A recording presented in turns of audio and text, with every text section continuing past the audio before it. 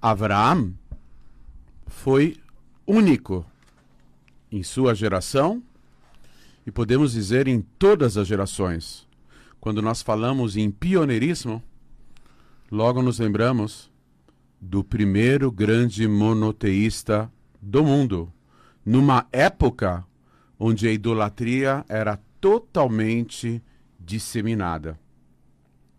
A idolatria era tanta que Abraão tomava o cuidado de lavar os pés de seus hóspedes, quando ele procurava recepcioná-los da melhor forma, para que o objeto de idolatria, que era a poeira da terra, não entrasse em seu próprio lar. A idolatria era tão grande, tão disseminada, que rezavam até para o pó da terra. Eles imaginavam, deve ser uma divindade, porque o pó está em todo lugar. Então, havia muitas formas de idolatria, e Abraão começou a divulgar, a disseminar no mundo inteiro a existência de um único Deus. Abraão teve uma vida sofrida, de grandes desafios, grandes percalços. Deus se revela para Abraão quando ele estava na flor da idade, 75 anos. E ele tem uma vida pregressa, que não está escrita, não está expressa na Torá, pelo menos na Torá escrita, no Gênesis, mas se encontra nas explicações complementares do Talmud, do Midrash, o próprio Talmud, etc. Abraão foi alguém que transformou o mundo inteiro, preparando o terreno para a atuação de seus descendentes, do povo de Israel. Hashem, o Criador, pediu que Abraão saísse de sua casa. Não, ele não usou a palavra sair, mas sim andar, agilizar-se, dinamizar-se, tanto física como espiritualmente, a caminho da terra prometida. Mas ele teve que sair da sua casa, da sua terra, da sua nação, da casa do próprio pai. À primeira vista, aparentemente, nós vemos que essa orientação parece ser revolucionária, reacionária, abandonar a casa, abandonar a terra, abandonar a nação. Mas, quando o padrão referencial está comprometido, então temos que criar um outro padrão de conduta, uma outra filosofia de vida que procure nos elevar espiritualmente, nos colocar em um novo patamar, numa sintonia maior com o divino. Por que Abraão mereceu a revelação de Deus? Porque ele se empenhou a vida inteira em volta de seu ideal, defendendo seus princípios. A concepção de um ser único, acima do tempo, do espaço, que nunca nasceu, tampouco morreu, o Todo-Poderoso, Criador dos céus e da terra. Abraão, diferentemente de seu antecessor Noé, ele não se contentou simplesmente em servir a Deus. Ele entendeu que a forma mais pura, mais dinâmica, a forma mais elevada de servir a Deus é induzir a todo e qualquer ser humano que também encontre a mesma oportunidade de servir o mesmo Deus, aliás, o único Deus, criador de absolutamente tudo e da realidade maior. Abraão era casado com a Sara durante décadas a fio. Eles não tinham filhos. Eles queriam ter muito um filho. E quando Deus se revelou para Abraão dizendo, você terá um filho, Abraão, que antes do pacto com o Todo-Poderoso, era um grande sábio, era um grande astrólogo, astrônomo. Naquela época, astrologia e astronomia não eram separadas, era uma coisa, um estudo só, uma sabedoria só. Ele olhou para o seu mapa astral, ele olhou para o zodíaco e ele disse muito humildemente para Deus, mas eu estou vendo, Deus, que Avram e Sarai não podem ter filhos.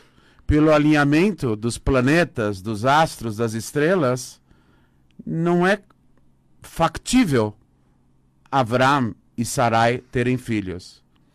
Então Hashem lhe respondeu, realmente, foi dessa forma que eu criei a natureza, de forma que o alinhamento das massas celestes pudessem refletir aquilo que ocorre nos mundos espirituais. Mas saiba, Avraham, você, na sua origem espiritual, você está acima do encadeamento dos infinitos mundos adimensionais. Por isso, o alinhamento dos planetas, dos astros, das estrelas, não podem refletir a sua origem e a sua realidade mais íntima da sua alma. Por isso, a partir de agora, o seu nome é Avraham, estou acrescentando uma letra, e Sarai será Sara. E você, com seu nome, com a sua senha de acesso para a sua alma modificada, assim como a sua esposa, vocês estão mudando a estrutura espiritual e, consequentemente, a estrutura física. Por isso vocês terão filhos. Avraham e Sará tiveram um filho, chamado Yitzhak. Yitzhak, no hebraico, tem um significado. É um verbo conjugado na terceira pessoa no futuro, que significa sorrirá, ou irá sorrir, irá rir, gargalhará, ficará feliz, efusivo. E a ideia é da época futura, quando nós perceberemos com a redenção e com o mundo vindouro o efeito espiritual das mitzvot, dos preceitos bíblicos, na procura de uma sintonia maior com a vontade suprema de Deus. Segundo o Zohar, segundo a Kabbalah, Avraham representa a alma e Sara representa o corpo.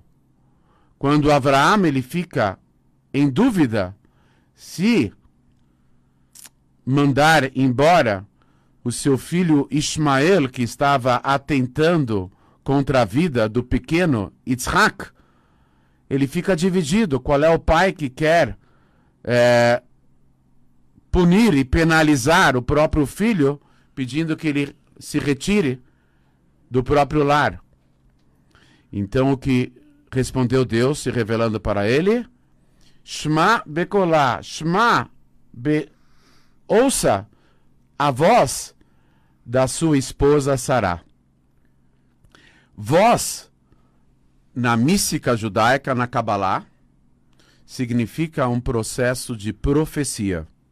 Já explicamos aqui anteriormente, no livro Sha'ar Ruach HaKodesh, a compilação baseada nos ensinamentos Rabbi Yitzhak Luria, do Arizal, que existem 3 formas de revelação de Deus. Um se chama fala, dibur, outro se chama kol, que é voz ou som, e outro se chama hevel, que é hálito. Quando Deus fala para Avraham para ouvir a voz de sua esposa Sará, ele está querendo dizer o seguinte: ouça a sua esposa, ouça a voz dela, porque ela tem uma revelação profética maior do que você mesmo. Eu me revelo mais intensamente para Sará do que para você. E no Zohar é explicado que futuramente haverá uma inversão. E isso é uma alusão à época futura, no Olam Habá, no mundo vindouro. Que futuramente, assim como Avraham foi orientado por Deus para ouvir a Sará, futuramente, em vez de o corpo ser alimentado pela alma, quando a alma se reveste no corpo, ela dá vida e vitalidade ao corpo, futuramente vai ocorrer exatamente o contrário. A alma vai ser vivificada, vai ser energizada, ela vai poder tirar a sua vitalidade maior, a sua vida, a sua existência, a partir do próprio corpo. Haverá uma inversão. E isso já é indicado quando Hashem pede para Avraham ouvir a Sará. Avraham, segundo a mística do judaísmo, segundo a Hassidut e a Kabbalah, ele representa o atributo divino de Chesed, bondade. Mas existe bondade e existe bondade. Existe aquela bondade que vem da natureza do ser humano. Certas pessoas nasceram, por natureza, boazinhas. Aquelas pessoas que não moveram uma palha para serem boas. Já nasceram boazinhas. Há pessoas que são assim. Já nascem tranquilas, pacíficas. São pessoas, por natureza, harmoniosas. Essa bondade vem da natureza da pessoa. Vem da alma animal. E a alma animal pode ser muito elevada, mas ela tem limites. E ela não consegue ultrapassar limites. Mas existe um outro nível de bondade que vem da alma divina. Aquela bondade que ela tem que ser revelada pelo processo intelectual. Assim, uma pessoa ruim pode se transformar numa pessoa boa. Como? A partir do seu processo intelectual, da reflexão, da meditação sobre os erros passados, com a firme decisão de superá-los, de ter uma vida mais significativa, mais espiritualizada, mais próxima de Deus. Então a pessoa, por meio do processo intelectual, ela pode mudar as suas emoções, já que o intelecto é a fonte originadora das emoções, e ela pode se transformar numa pessoa melhor, numa pessoa mais refinada, numa pessoa mais sintonizada com Deus.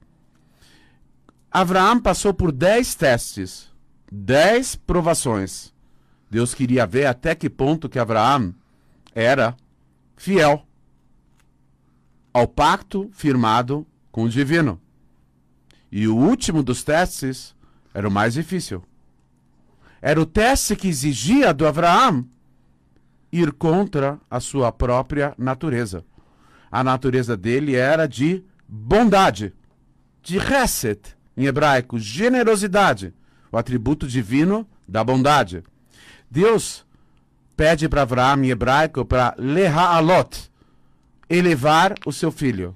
Só que o verbo em hebraico, leha'alot, elevar, pode ser também interpretado como sacrificar. E Avraham entendeu errado. Providencialmente ele entendeu errado. Esse era o teste. A interpretação errada da palavra leha'alot, o verbo elevar.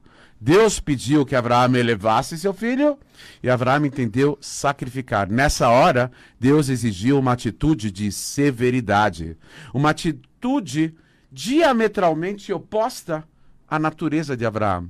Nesse momento, ele viu que Avraham era totalmente conectado com o divino. A bondade que Avraham tinha não era uma bondade que fluía simplesmente da sua natureza boa e gentil. A bondade que Avraham expressava era uma manifestação da sua alma e tinha um objetivo, um intuito. A finalidade maior da atuação de Avraham era induzir as pessoas a acreditarem em um único Deus. Quando as pessoas iam agradecer as bondades de Avraham, ele falava: não agradeça a mim, agradeça aquele que criou os céus e a terra, aquele que nos dá vida e saúde e existência a cada instante, a cada momento. E dessa forma, Avraham fazia com que todos se aproximassem do Criador. Avraham é o pioneiro do povo de Israel. Aliás, todas as almas do povo de Israel estavam embutidas na alma dos 3 patriarcas, Avraham, Yitzhak e Yaakov.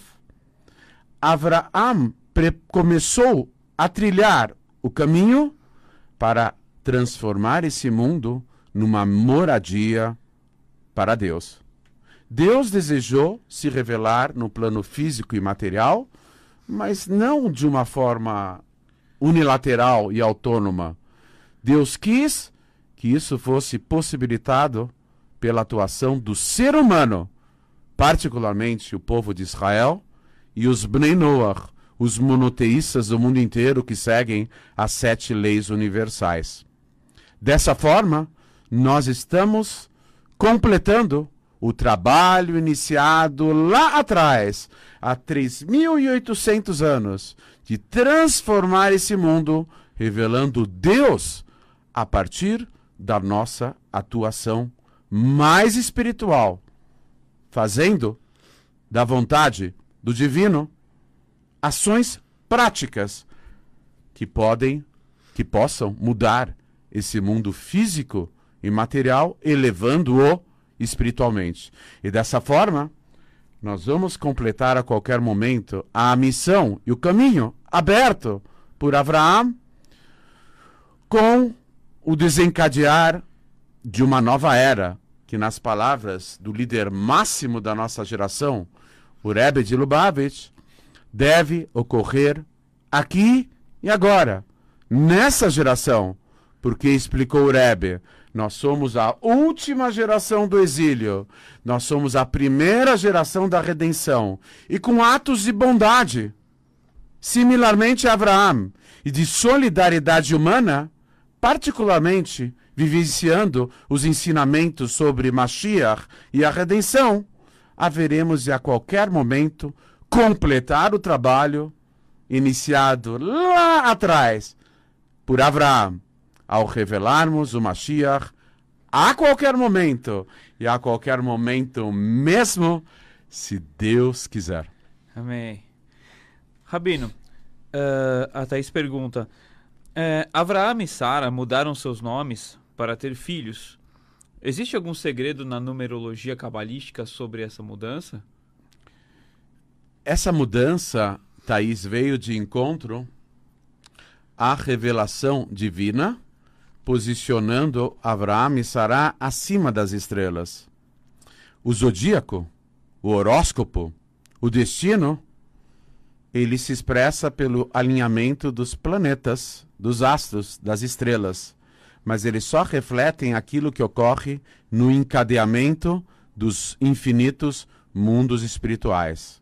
A origem das almas, das faíscas divinas dos indivíduos do povo de Israel vem do nível acima do encadeamento dos mundos espirituais.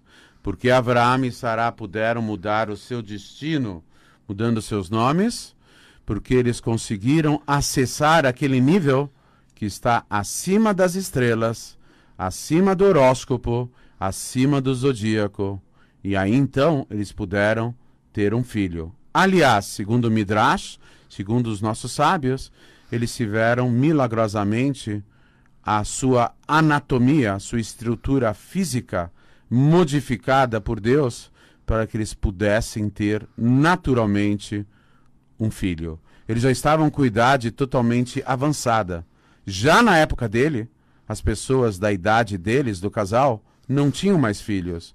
Ou seja, foi um milagre acima de outro milagre, por conta deles terem essa conexão tão especial com o Criador do mundo. O Carlos pergunta, Rabino, continuando, Rabino, todos nós podemos, assim como Avraham, também quebrar esses destinos pré-determinados? Por incrível que pareça, sim. Da onde nós provamos isso? Da própria Torá. Está escrito que Deus tirou o livre-arbítrio do faraó, do paró, em hebraico, paró. Endureceu seu coração. Significa que endureceu a sua sensibilidade, as suas emoções, a possibilidade dele se tornar maleável e entender a urgência e a necessidade do povo de Israel sair do Egito. Então Paró virou uma espécie de autômato. Já que ele começou mal, com má intenção de prejudicar o povo de Israel, Então Hashem deu o troco. Ah, você quer se antagonizar ao povo de Israel por livre iniciativa? Pela própria vontade? Então eu vou fazer que você se antagonize ao povo de Israel, mesmo contra a sua vontade, endurecendo seu coração. Mas depois nós vemos que no fechar das águas do Mar Vermelho em cima de todo o povo egípcio, praticamente todo o povo, entre homens, mulheres e crianças, eles pereceram escaldados no mini tsunami que teve lá no Mar Vermelho. Houve um único sobrevivente. Lá, no meio, nas profundezas do mar, de águas efervescentes, escaldantes, sobreviveu um único ser humano. Quem? O Paró. Por quê? Porque ele se arrependeu de tudo que tinha feito. Naquele momento, ele consegue superar até o decreto divino de tirar o seu livre-arbítrio. Por quê? Porque Deus criou o mundo de forma que sempre haja esperança e expectativas para alguém que queira se superar. Não existe a barreira final. Não existe a impossibilidade. A pessoa, se quiser algo de verdade, ela vai conseguir. Mesmo o faraó, com seu coração endurecido, sobreviveu ao fechar das águas, porque se arrependeu da sua atuação e acabou se voltando para o verdadeiro Deus. Jonas pergunta: Rabino, Avraham, ele barganhou com o Criador sobre o destino de Sodoma e Gomorra. Mas pela Torá não é proibido você barganhar com o Criador? Quem perguntou? Jonas. Jonas, na verdade, curiosamente, a resposta está no seu próprio nome hebraico, Yoná. Que o profeta Yoná fez exatamente o oposto. Ele sabia que o Wi-Fi da profecia era na extensão da terra de Israel. Ele queria fugir de Israel para que Deus não o ordenasse a ir para Nínive, que em hebraico é Ninvé. E curiosamente, o rei de Ninvé, segundo algumas opiniões, depois de centenas de anos, era o próprio faraó, que sobreviveu ao fechar das águas no Mar Vermelho. Por que ele não queria o profeta Yoná? Porque ele não queria dar espaço para Deus falar: tá vendo? Toda a população de Nínive se arrependeu. E o seu povinho, de dura serviço, teimoso que é, ainda não se arrependeu. Ele não queria dar argumentos para Deus de que o povo de Israel estava um pouquinho mais devagar no seu retorno a Deus. Por isso que ele fugiu, mas Deus foi encontrá-lo em qualquer lugar. Deus teve que usar aquele recurso da internet, do celular, que aí não depende de Wi-Fi, né? Aí a internet é autônoma, porque a profecia Deus se revelou mesmo fora de Israel para Yoná. A grande exceção aos profetas é o profeta Ezequiel, que foi o único que profetizou fora de Israel. Avraham tinha essa liberdade com Deus, e Deus queria que ele fizesse isso. Da mesma forma, quando Hashem foi, entre aspas, destruir o povo de Israel, ele falou para Moisés: me segura, me deixa, e eu vou destruir o povo e fazer um novo povo a partir de ti. O que quer dizer isso, me deixa? É como aquela pessoa que não quer bater no outro, e ele fala: me segura, me segura. Na verdade, se ele quisesse bater no outro, ele não pedia para todo mundo segurá-lo. Hashem deu a deixa, entre aspas. Ele falou, me deixa, significa que Avraham tinha que barganhar. E Avraham, na verdade, não conseguiu aquele número de pessoas justas que pudessem justificar a não destruição da cidade. Será que Avraham perdeu tempo? Então existe um princípio do Talmud que fala que não existe uma boa intenção que se perde no vazio. Já que Avraham se empenhou, das 5 cidades, 4 foram destruídas, mas a 5ª cidade, Tzohar, foi salva pelo gongo. No último momento eles se arrependeram e não foram destruídos. Deus tensionou destruir 5 cidades, mas pela intervenção indireta de Avraham, uma cidade acabou se arrependendo e foi poupada, que é a cidade de Tzohar. A gente tem 1 minuto, Rabino. Talvez seja uma pergunta final e talvez seja tema para outra aula, outro shiur. Rav, é verdade que os outros filhos de Avraham deram origem à Índia? Está escrito na Torá que Abraão deu presentes. Em primeiro lugar, com o falecimento da Sará, Abraão se casou com uma mulher chamada Keturá, vem de Ectore, de incenso. Os comentários falam que era a própria Hagar, a sua serva. Que a Hagar, na verdade, não era só uma serva, ela era a mulher número 2 daquela geração. Ela só perdia em refino e santidade para a própria Sará. Tem um Midrash que diz que quando a Sará era procurada pelas mulheres, ela na sua humildade falava, procurem Hagar, que ela que é especial. Então Abraão voltou a se unir a Hagar e teve mais meia dúzia de filhos. E está escrito no texto que Abraão deu presentes aos filhos. Urashi, comentarista clássico, pergunta, mas Abraão categoricamente tinha dado tudo que ele tinha para o seu filho Isaac. O que ele deu para os outros 6 filhos e os mandou para longe? Ele deu poderes de transmigração e transmutação da matéria, poderes de magia. Que ele sabia que seu filho Isaac era um centro de grande santidade. Para reequilibrar, ele deu poderes. E esses filhos foram para longe, inclusive para a Índia, para a China, para outros lugares, para, com fenômenos extraordinários, também darem um puxão de orelha nos materialistas, dizendo que Deus está em absolutamente todos os lugares. Obrigado, Rabino. Escolher. Você acabou de ouvir na Vibe Mundial o programa Segredos Cabalísticos com o Rabino Shimon Brand.